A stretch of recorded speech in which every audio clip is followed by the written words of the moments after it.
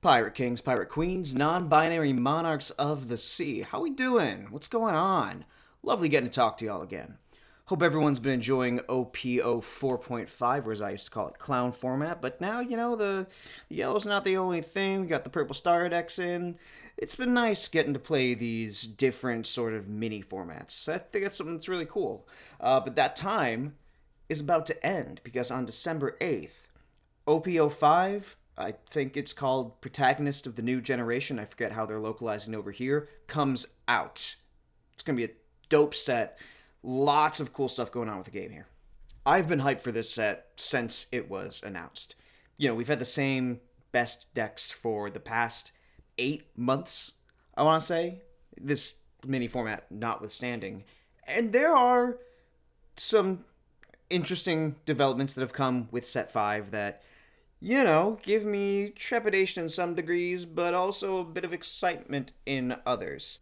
Especially the excitement. I think that when the set came out, I immediately made the spreadsheet. I've been going through the data, going through all the decks, making a bunch of different lists, changing up the algorithm a little bit, and we're going to share the results today. So if you have not seen one of my data videos before, here's what you can expect.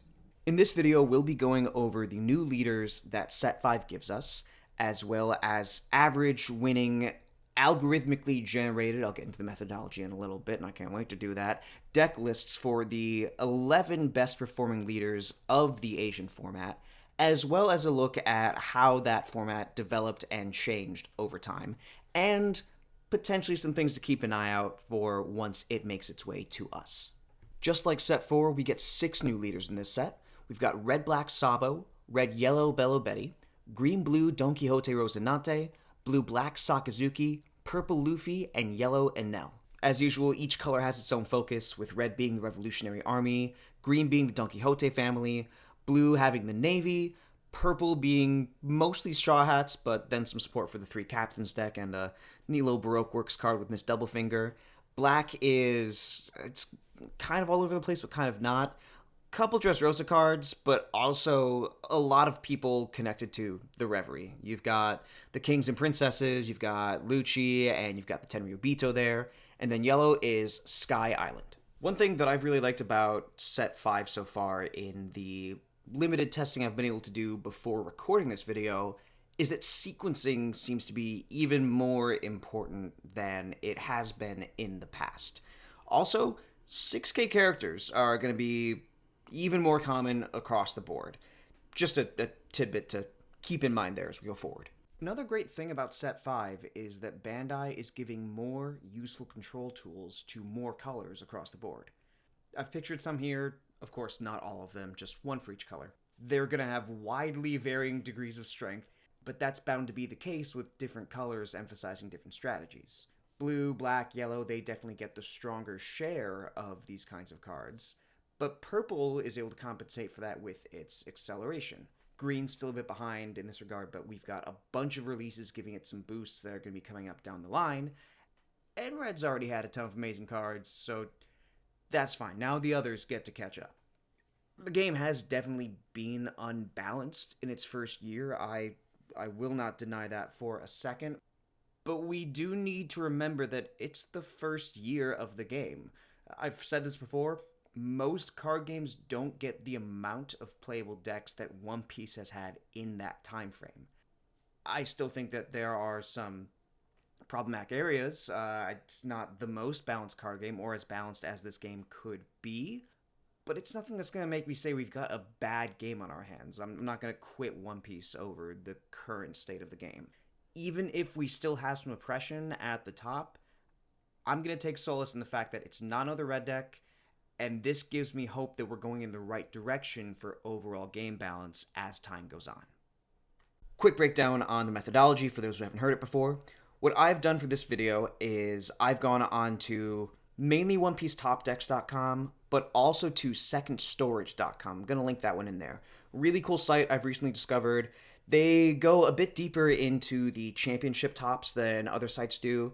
And they've got some pretty cool primers on the basic strategy of a deck that have helped me a lot in prepping for this video as well. What I've done with that info is I've taken all that data, the leader, the deck list, the kind of tournament it won or placed at. Whether it is a locals, whether it's a flagship, which is analogous to something like a store championships, or a CS, basically a regional treasure cup kind of thing. And I have assigned each of those individual wins or placements a point value based on which type of tournament it went to and how it placed.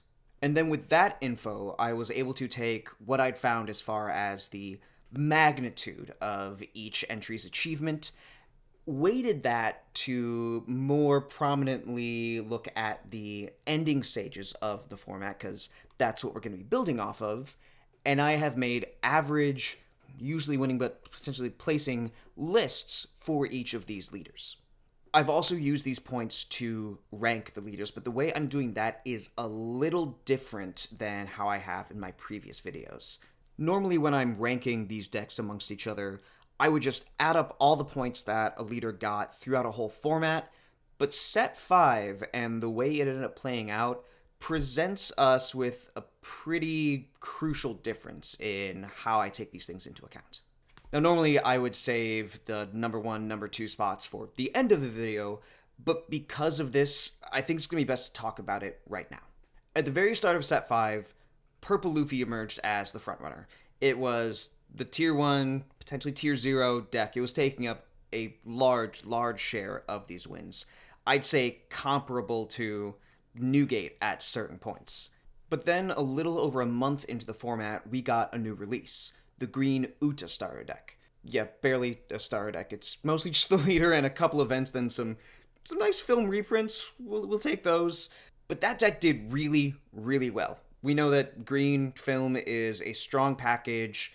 This boosted it even further with a leader ability that is perfect for consistency. And this deck performed really well. Overtook everything except for Purple Luffy. And this led a Japanese player to try and create a new deck to build around that. He took Sakazuki, which was seeing a fair amount of results, but had decreased in presence since the Uta deck came out, and made a build specifically to counter Uta. And it worked. It worked really well. And it worked even better than he anticipated it to, because it also took great matchups against the rest of the format. This led everyone else to start playing it, and now Sakazuki is a tier 0 deck in Japan.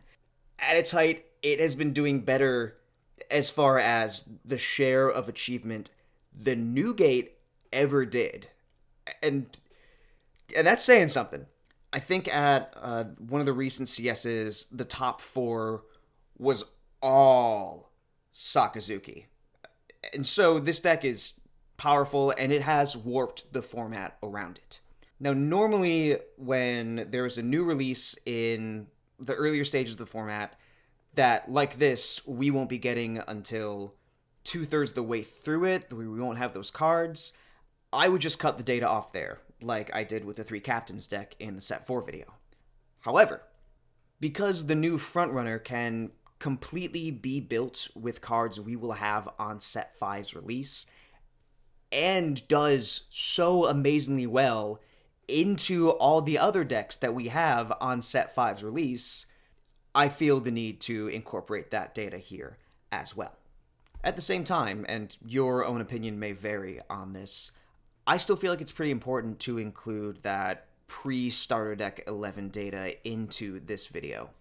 That's where people jumped off from, that's where the building blocks were, and I think that looking at the two juxtaposed to each other can give us some cool insights on how each of these decks adapted to the new Tier 0 Sakazuki OP format. It's OP format now. So with this distinction in mind, my previous approach of just adding up all the points, that's not going to work anymore. And as I was prepping this, I also thought about the info that gets reported to us and how much of it gets reported to us. This isn't to say anything to the detriment of One Piece top decks, of second storage, of anyone who's putting information for us out there. It would be so much to ask someone to capture every single reported top, every single little thing that happens. I really tried doing that with Japanese Twitter at the start of this format. I would log on, save a bunch of posts while I was eating breakfast throughout the day, and it just wasn't sustainable. But there is still the phenomenon where sometimes we'll get a dry spell as far as reported tops go, and that could cause some disparities as far as which decks are pulling above the other ones. It might not be the biggest shift, but it's still something we can try to correct for. So to circumvent that, I've been looking at how many of a certain leader top on a given day and computed a 7-day rolling average for that. Basically, if you've seen the graphs of how the meta shifts in my previous videos, it's just that. But what I've done with that is, in order to compute the leader rankings, I've taken those 7-day averages and then added them all together. If you're a calc person, I've basically just taken the integral area under the curve, and this has let me assign each leader a sort of cumulative achievement score, which I then weighted according to time to then, give priority to these later decks in the Tier 0 format, because, again, that's what we're going to be building off of and reacting to. There's a chance that a lot of people won't want to play the Tier 0 deck as much as we might expect to, or as they did in Japan, especially with, different players having different attitudes, us reacting to theirs, all that sort of thing. But that's speculation, and as usual, anything could happen with this. And to account for the differences between these semi-formats and the fact that different people might want to look at different aspects of this, I am going to include 2 lists for most of these leaders. One that takes the entire format into account, and then one that just takes post-Star Deck 11 op format into account. Now we'll start with the rankings with an example slide. My favorite deck, the deck I have been wanting to play so badly ever since it got announced, Red Purple Law. If you've been playing since the 3 Captains deck came out, if you were in any of these Treasure Cups that happened this last weekend, if you've been to a locals lately, you've probably seen the kneecapped, watered-down version of this deck. Still very cool. Love the film package. A lot of creativity that can go into this deck, even with Nami being banned, even with not having this Heart Pirates engine. This is a really cool aggro control deck. But I'm getting a little bit ahead of myself.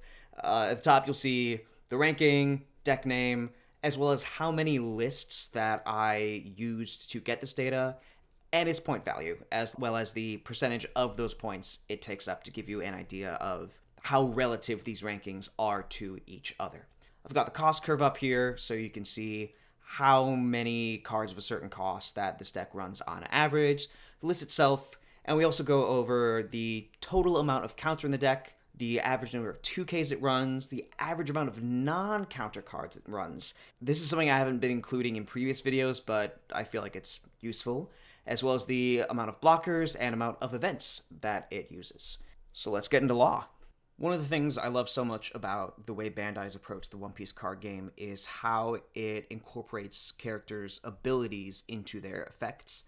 And we've got another version of Shambles with this law deck. Activate main once per turn. You can return 3 Doan to the Doan deck. Return one of your opponent's characters with 3,000 power or less to the bottom of their deck, and then play 1 4-cost or lower character from your hand. So Law gets to play the control game where he's sending away threats, reducing their power, sometimes attacking into them for board cleanup, but also expanding the board to go wide.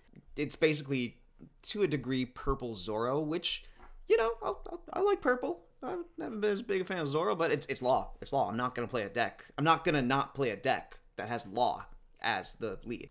So in this deck, you're going to see a lot of power reducers and a lot of ramp options. For the former, we've got Otama, staple red card, 2k counter, reduce something by 2k on play, but you're not really going to pick her up in this deck like you do in red-green Law. And Gordon, gotta love that $25 single from a promo pack that we got during set 1. Play him, send him to the bottom of the deck, and then reduce a character's power by 3k. Again, a lot of 6k characters in this format, so he perfectly lines up the math to use Law's ability. And a card that we have not yet had access to, but really helps the deck out, Gamma Knife. 2-cost event, activate main, Doan -1, reduce one of your opponent's character's power by 5,000. So this is going to help out a lot with those taller characters. The 9-cost Kaido, your Big Moms, Yamato, Katakuri. We've been using Roundtable for that in this format, and some lists will still play Roundtable. In fact, a lot of them were in the early stages of Set 5. But Gamma Knife is a nice way to give us a little more combo potential, let us use our Don a little more efficiently. Really, really useful card for the deck. We have Sanji as our main other 2K counter. The data actually had me put one film Beppo in here. I was a little surprised by that. Sanji's going to give you a lot of utility in case your opponent tries to starve you of resources, because when you play this deck, it can be pretty easy to get low on cards in hand, especially when you only have 4 life to work with, and there's a bit less flexibility in being able to use that as a resource, like with 5 life decks do.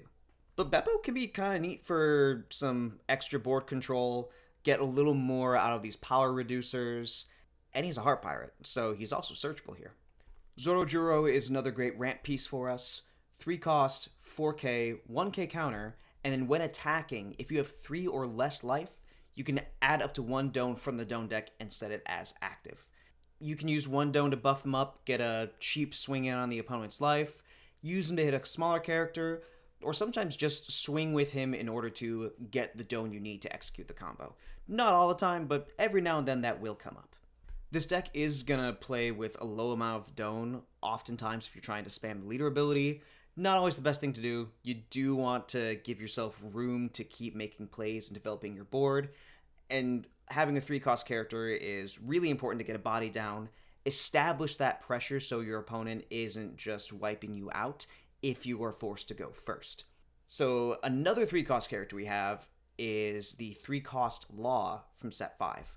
5,000 power, no counter, but when attacking, if your opponent has more Don cards on their field than you do, you can look at the top 5 cards of your deck, reveal a Heart Pirate card, and put it in your hand, and then place the rest of the bottom in any order. The Heart Pirates cards are the ones that have the most synergy with Law's leader ability, and not having a searcher specifically for them has put the deck in a more inconsistent position in the pre-Set 5 format we've been playing these past couple weeks.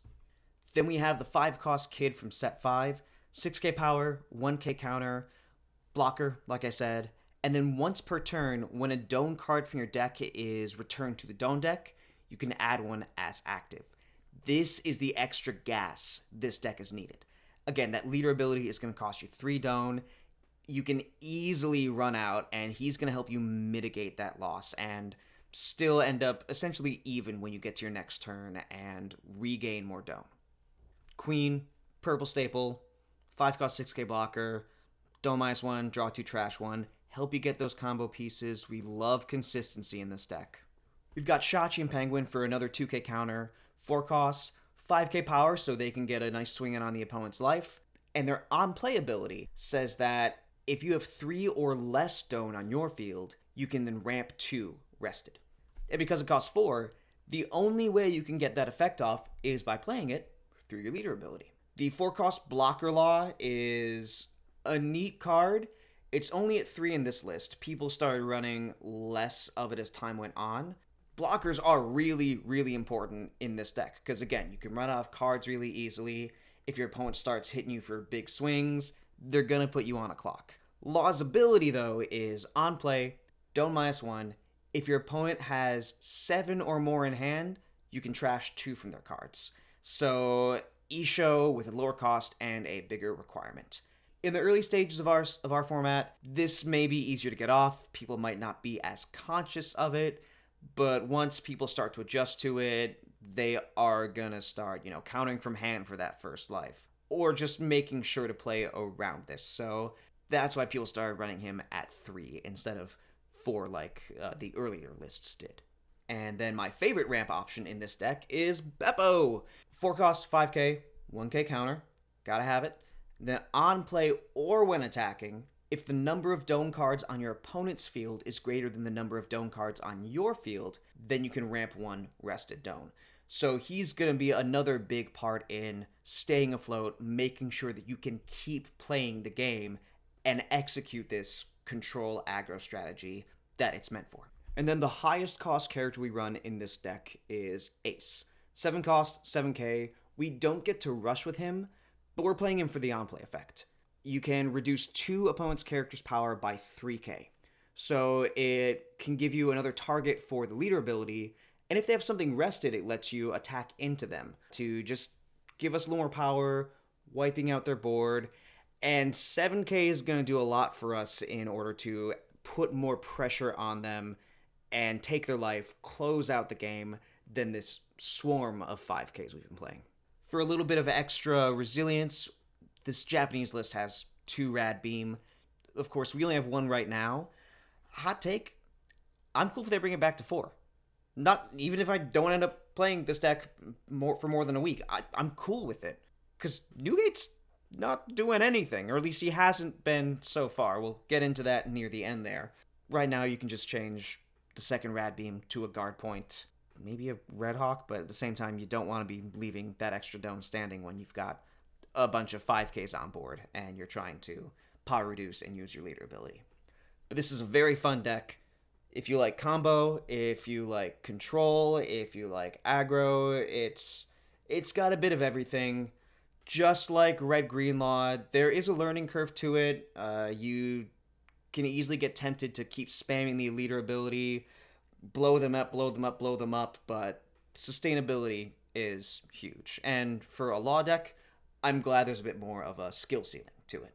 I am sad to see it on the bottom of our list here, but it's harder to play, and I think that it has had some historically not great matchups. I've heard people saying it does really well into Sakazuki. I have not had a chance to test that matchup out with this deck, so I cannot say for sure, but I'd like to believe it. And I really hope it's true, because if so, then I'm maining this. Let's go. And our 5.5 only list gives me a little bit of an indication, a direction to go in that might fulfill that purpose. This list has no Otama, no Ace, no Zoro Juro, full 4 of the Rush Zoro, only 2 of the Blocker Law, and 2 Gamma Knife as well. Replacing those, we've got 4 each of the Ulti Page 1 combo. If you see this, it's going to let you develop your board even wider than this deck already does, give Sakazuki more things he has to take care of, and we also have 2 copies of the Set 5 Fire Fist.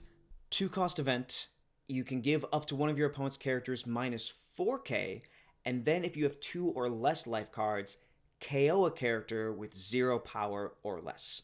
So very close in its reduction capabilities to Gamma Knife, but it also gives you another KO option if you really need to take care of those wider boards, especially when Sakazuki is also developing as it tucks your own threats. And you can activate it on trigger, so that's just gravy.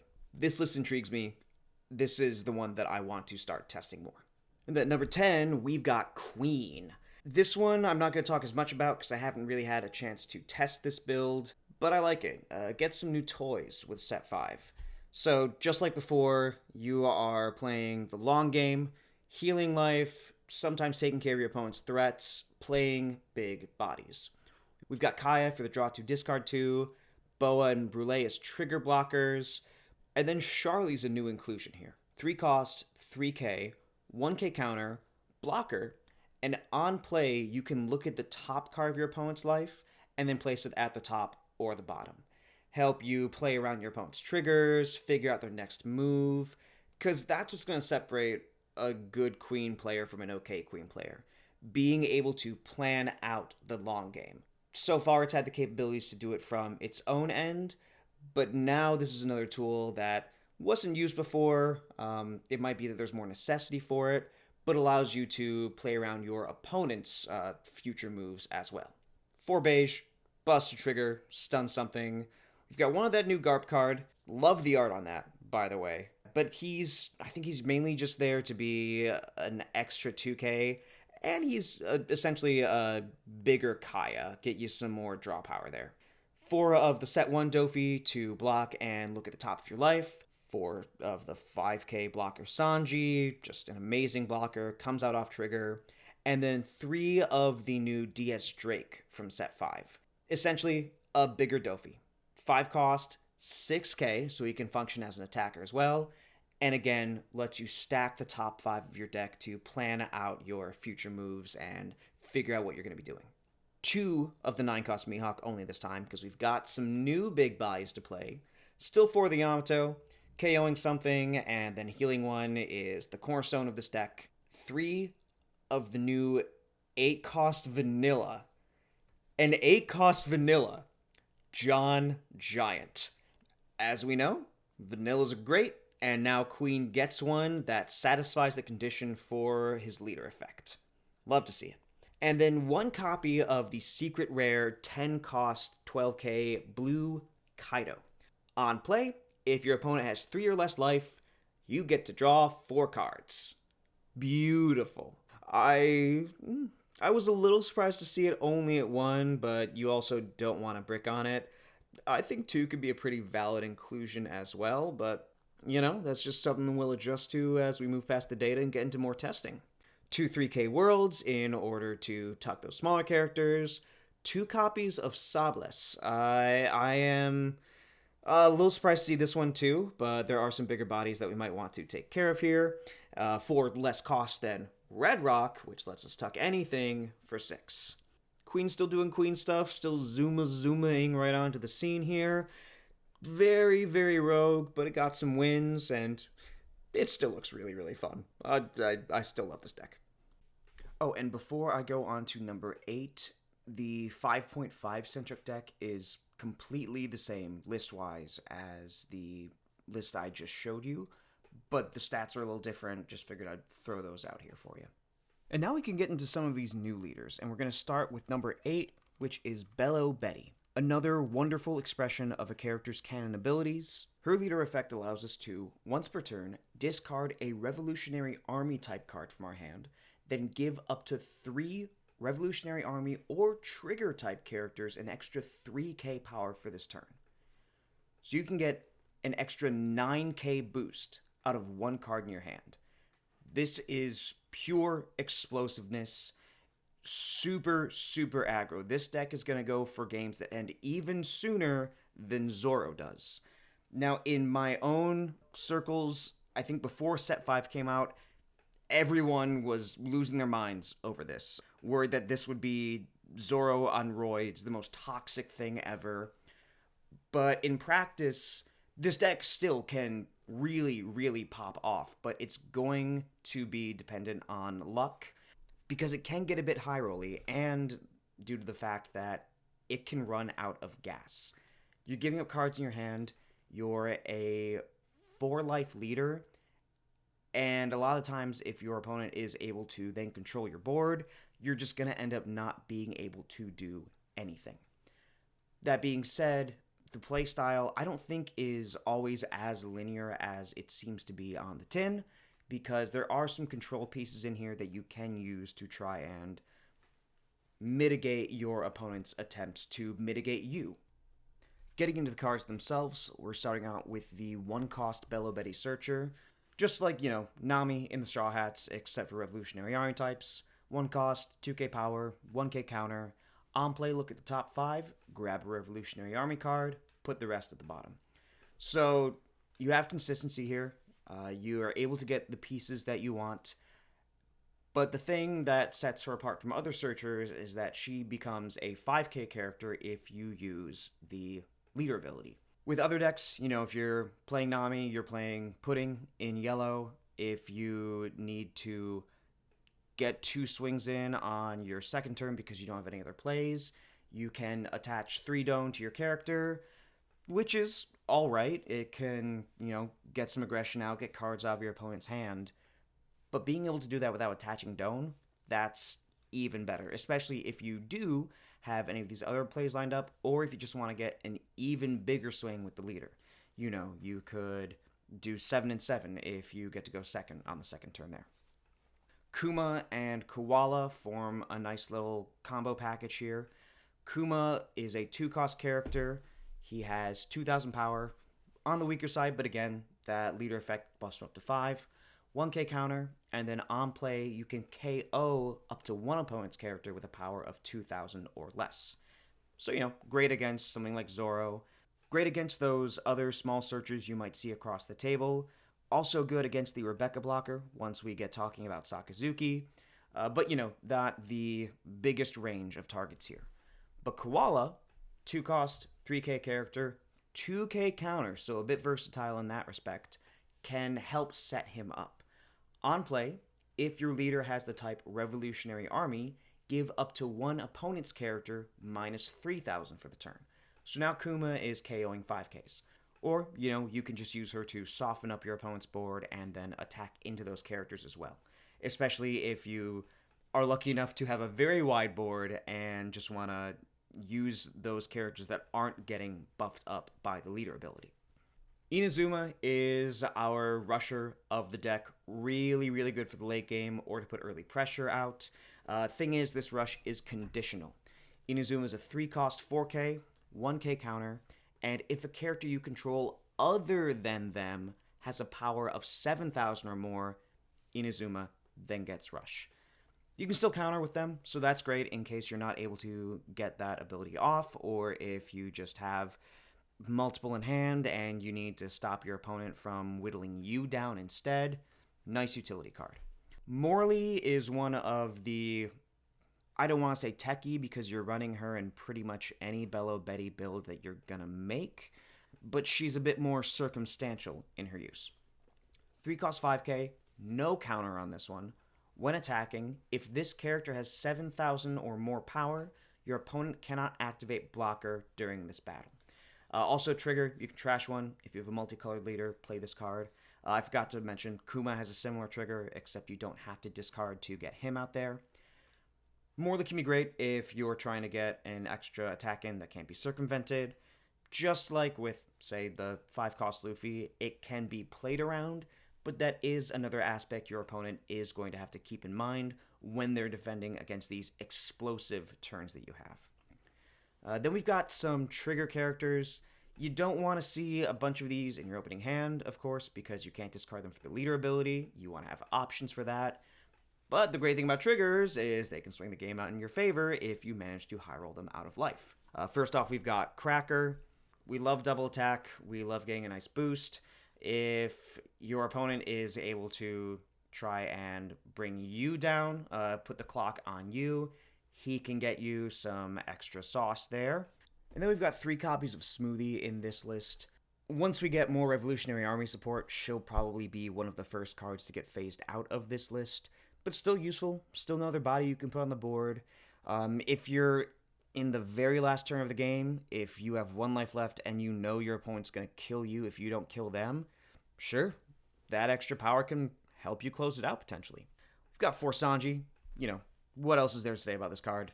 Amazing 5k blocker, comes out on trigger, and of course an attacker, especially in this deck. Lots of pressure you can get with him. And then for our higher cost Revolutionary Army characters, we've got the cornerstone of the queer community, of the Revolutionary Army deck, we've got Emporio Ivankov, 4 cost 5k, 1k counter, activate main once per turn. If this character has 7,000 power or more, play up to 1 Revolutionary Army type character other than Ivankov with power 5,000 or less. So in a deck like this, you are trying to go fast. You're trying to get a big board with big bodies, close out the game as soon as possible before your opponent can then starve you out and take advantage of your lack of resources in those later portions. And Ivankov is huge to help with that. Play them out turn 2, going second. Use the leader ability. Even if you're just buffing up a Bella Betty, that's still a swing at life in, and then you can get all these other pieces there. Sort of like a red Sentimaru. You're probably not going to want to attack with them at the very beginning because you're trying to set up your board, but really, really lets you stay the course and put the pressure on there. Karasu is another card that got a lot of hype when he was first revealed. 4 cost 5k, counter 1k. On play, if your leader's type is Revolutionary Army, give up to one of your opponent's leader. You can choose their leader or one of their characters minus 1k during this turn. So say that you have, your Koala or you have your Bello Betty. This is going to help you put a lot more pressure on. potentially demand 2 cards out of their hand with a relatively weak attack. And then you can keep on using this ability because you can do the same thing when attacking as long as he has been boosted by the leader ability. Then we've got another commander in Lindbergh, 4 cost, 5k and 1k counter, just like before. When attacking, if this character has 7,000 or more power, KO up to one of your opponent's characters with 3,000 power or less. So he works very well in tandem with Koala, with Karasu even. A little bit more control over that early game or mid game. Try and make it so that you're the one winning the board contest. And he still has that trigger to discard one and then play him if you have a multicolored leader. He can do some damage if he goes unchecked. Probably going to be a kill on sight for your opponent, but that will make them use resources, potentially distract them from Ivankov or Karasu, or just from trying to clean up this board that you're building. Then our other yellow trigger is Satori. 5 cost 5k, new card in the set. 2k counter, that's what you're going to use him for the most. But if you hit him off trigger, that's another free attack, so we'll take that. And then for our highest cost character in the deck, we have 2 copies of Sabo. 6 cost, 7k, no counter on him, but on play you can KO up to 2 characters with a combined power of 4,000 or less. So if you've set up some good opportunities to use Koala and or Karasu to reduce power, he can work very well to get those last couple bodies off there, kill some chump blockers potentially, especially in the Sakazuki matchup, and he's just a 7k body, so great pressure to be able to put out there, in addition to all the pressure that our leader ability already affords us. And then for the final card in the deck, we have 1 copy of Emporio Tension Hormone. This card saw a lot more play in the earlier stages of Set 5. Counter events are great, but this one costs us 3. For the counter effect, up to one of our leaders or characters gains 3,000 power this battle, so not the biggest bang for your buck as far as these counter events go, but it does let you play an extra character card with the Revolutionary Army type with 5k power or less from your hand. So you could set up some nice cheeky plays where if you think your opponent's going to Jet Pistol or Borsellino, the threats you've set up, and you want to be able to get something out once they've used their Don and started attacking, change up their gameplay that way. It can be nice, but not the easiest thing to pull off, not the most consistent thing to pull off. And my biggest issue with the card is that because it costs 3 Don, that's Don you're going to be wanting to use to soup up your characters. And the best time to play this is probably going to be right after your second turn. If you're going first, that means you don't get to play anything, and so you're probably in a weaker position if that's all you get to do that turn. And if your opponent sees 3 Don up, they're probably going to see this coming and then attack for 8 or 9k when you'd rather just be developing board. Still, it did see some success. If it's something that you want to chef with, if it works out for you, please let me know. I would love to see this card doing well, but I can also see why it's currently at 1. In fact, as we go into this 5.5 centric list, that Emporio Tension Hormone just becomes another smoothie. But yeah, that's Bella Betty. Super, super fun deck. If you just want some nice quick games, want to be able to get some snacks between rounds, talk to the homies, see what everyone else is playing, go explosive, just try and swing. If you just really like aggression and Zoro isn't quite hitting it for you in that respect, give her a try. Next, we're going to bring it back to a nice familiar face with number 7. Zoro. This still might be the set 1 Kaido player bias talking, but I love this. I'm very okay with this. 7, that's a big jump from 2 and 3 like he's been for the past year of this game.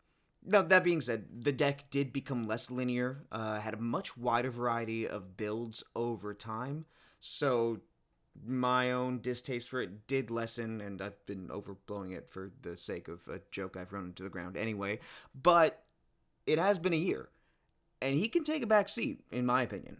The higher presence of control cards across the board in this format means that he's going to have a bit more of an uphill battle, especially when more of those cards, and in some cases entire decks, working with tucking instead of KOing, meaning that cards like the 5-cost Marco aren't always going to get their full effect off. We're not going to be using that discard 1 event to regenerate this character as often as a Zoro player would like to, because, can't do that when he's at the bottom of the deck.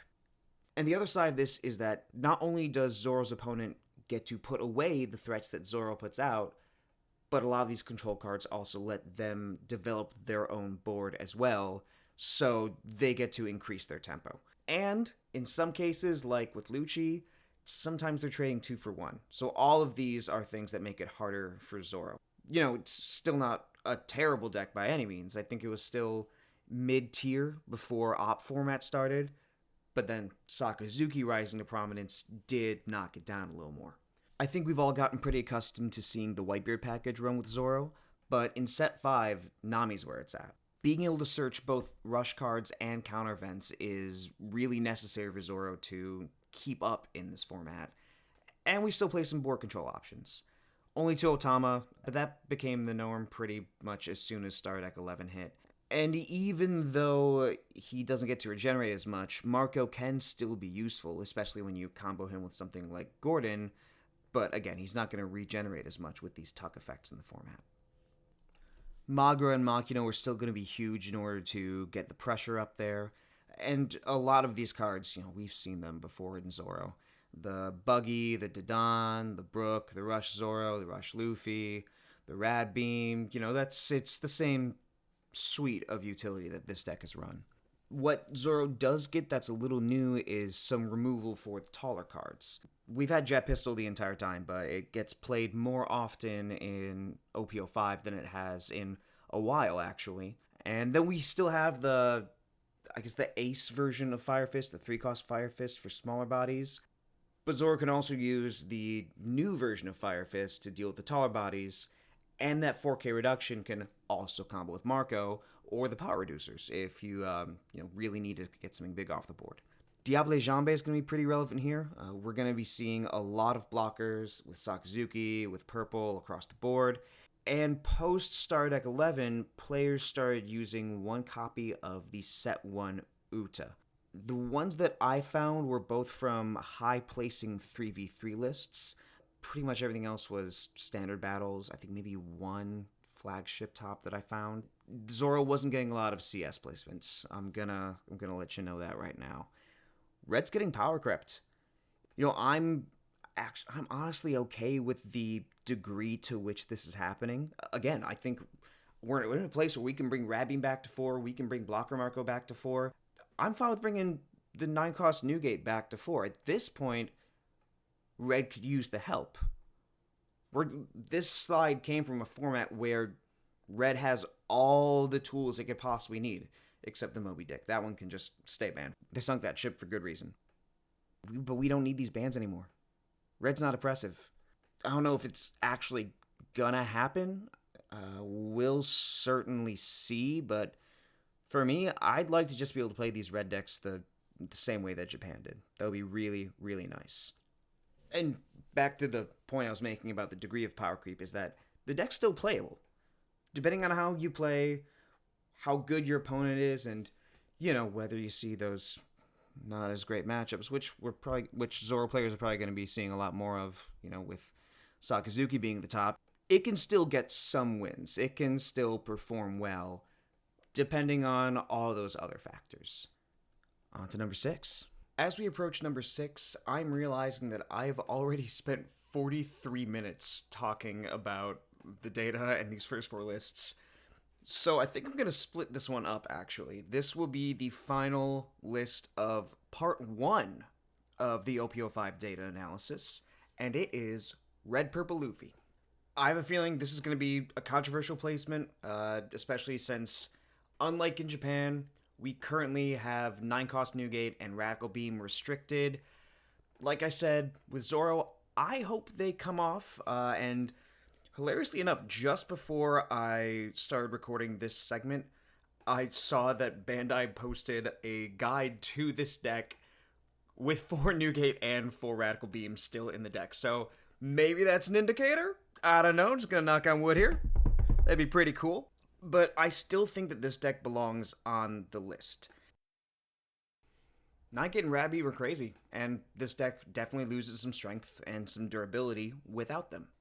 Now I'm just going to take a second to mentally prepare for the bunch of comments I'm going to get from people who don't actually listen to what I say and just screenshot the lists, which I want to be clear, that's totally fine. A lot of people don't have the time to listen to someone ramble about data for 40 minutes, and they're just going to say, no, this list is useless, but that's also free interaction. I'll take that. Thank you, friendos.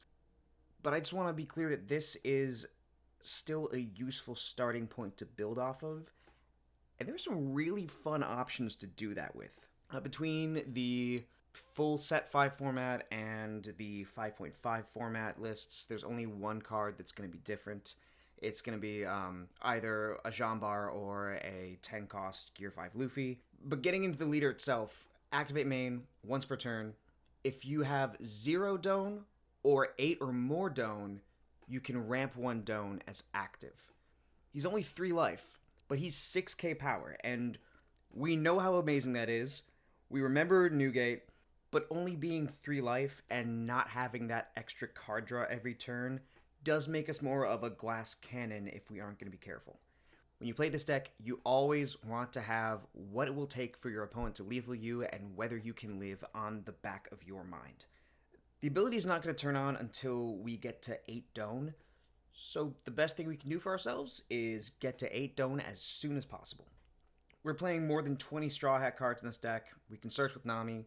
All these counter events that are really, really important to staying alive are searchable, so she is an auto-include here.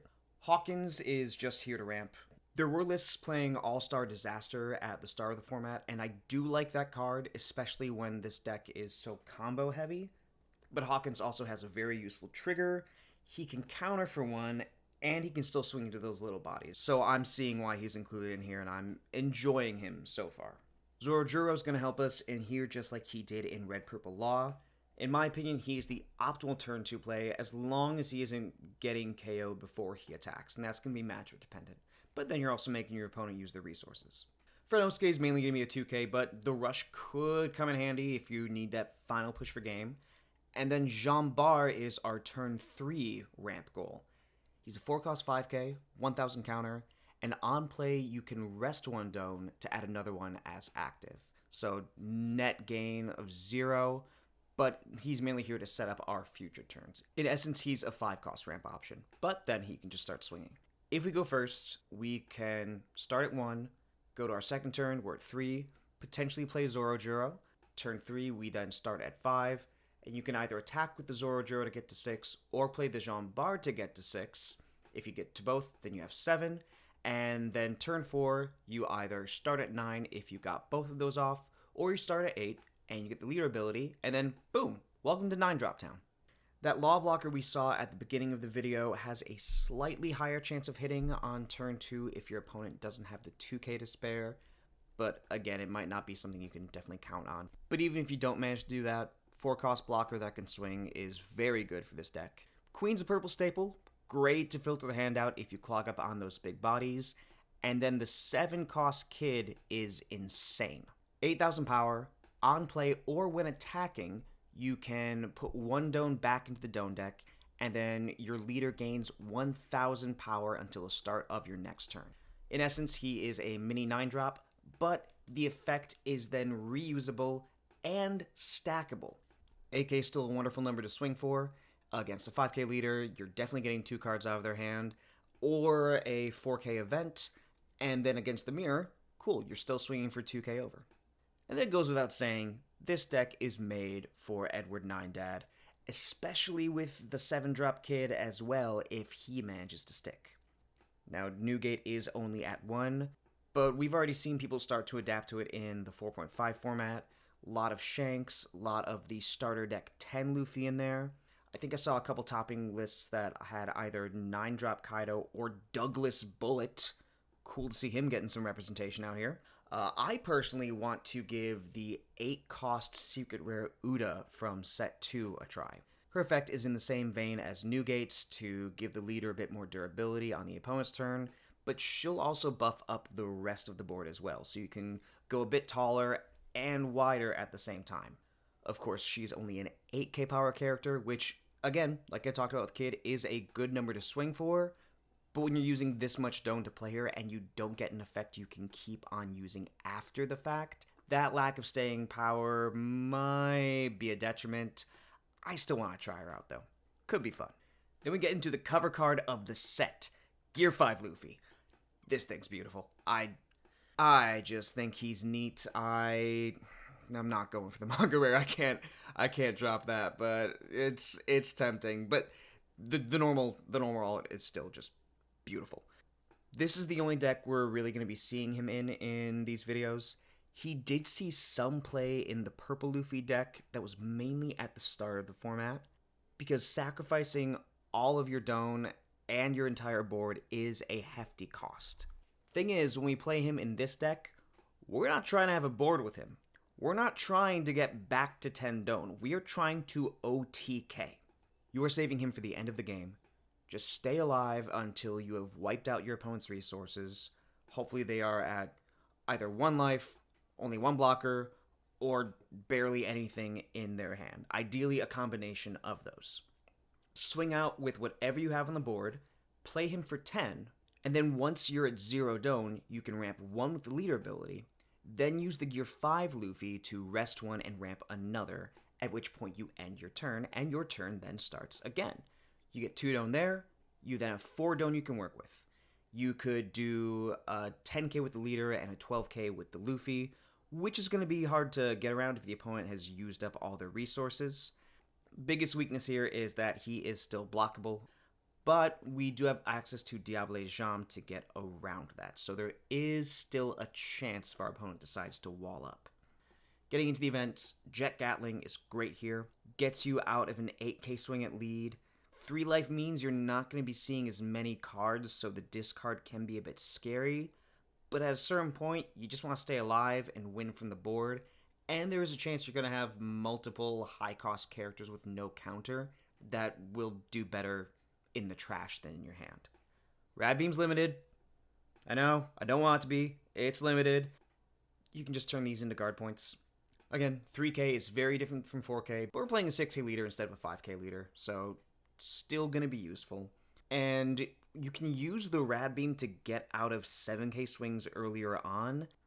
One of the big differences between this deck and Newgate is that you're probably not leaving a ton of donut for multiple events just like Newgate is. You are overwhelming your opponent. Like I alluded to before, Diable Jambe is pretty necessary to get that OTK combo off at the end, especially for Sakazuki when they have the Borsalino blocker, when they have the Rebecca, purple with its queens, its laws, all of those defensive tools it has. Then we got a couple copies of Jet Pistol, stop the opponent's board from getting out of hand, potentially make them play around the trigger as if you didn't tax them enough by virtue of being a 6k leader. This deck has gas. This deck can really do some degenerate things, but there are some weaknesses here. I mentioned how blockers can sort of stall you out, but the card I hate playing against the most is the 5-cost Magellan in Purple Luffy.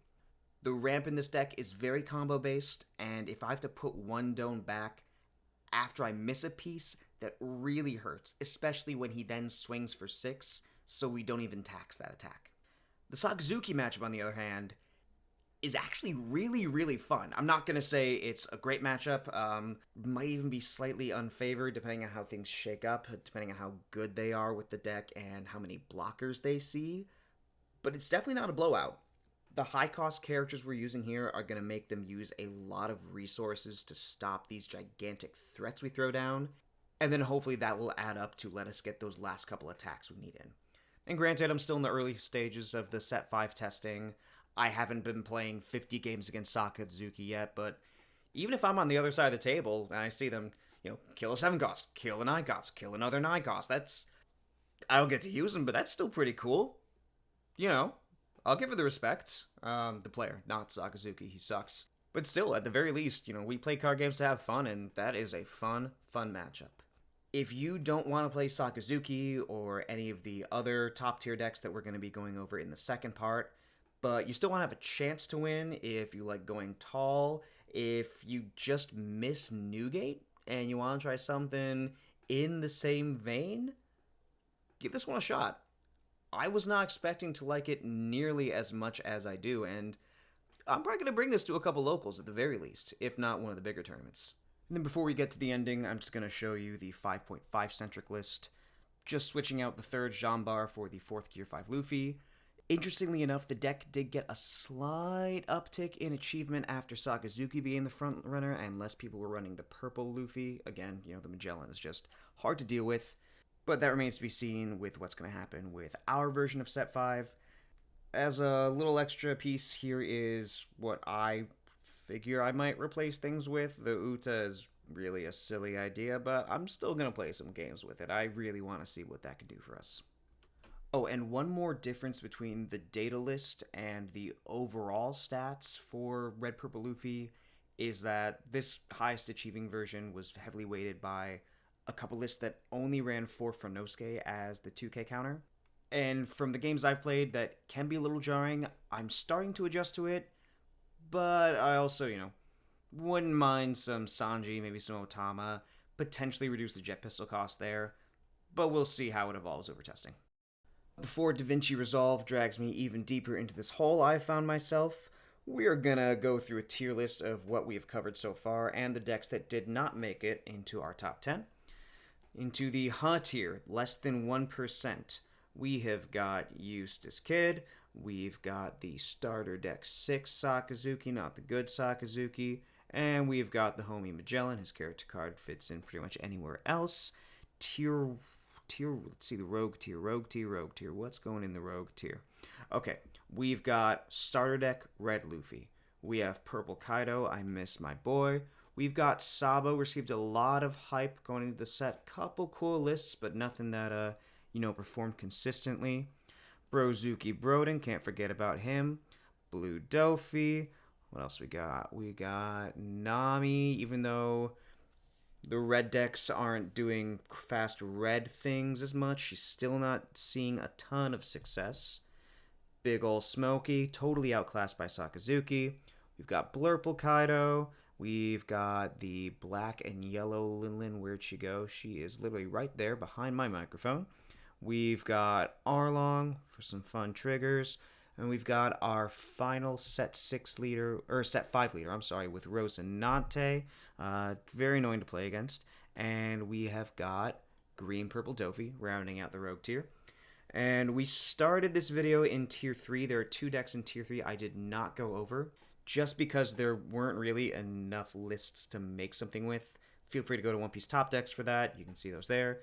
Those 2 are Ace and also Newgate. Yeah, he did not do much. And this is he's mainly even on tier 3 because this is weighted according to time. I think he got 1 win, might have been a flagship, might have been locals, but it was extremely recent, like within this past week. Aside from that, he won, I think, a single flagship at the very, very beginning of the format. So he's not something that's really on a lot of people's radar. Anything could happen, though. And then number 10, we had Red Purple Law. Number 9, we had Queen. Number 8, we had Bello Betty. And then into tier 2, we had Zoro. And we had Red Purple Luffy.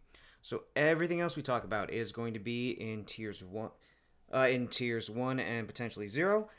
I hope you enjoyed this. For real, if you do like the content, if you have something to say, like or comment, subscribe if you want to see more, if you want to know exactly when part 2 comes out. And please, if there is anyone who would find this information helpful, who would enjoy it, please spread the word. I have a lot of fun doing stuff on this channel. As always, I don't get to make as much content as I would like to. I was working on a lot of big regional Treasure Cup analysis during Set 4. I still have all of the data. I made the spreadsheets. I just did not have time for the graphs. So I might start posting on Twitter. If that's something you would like to see, please let me know. I hope everyone has a great weekend, and I'll see you real soon.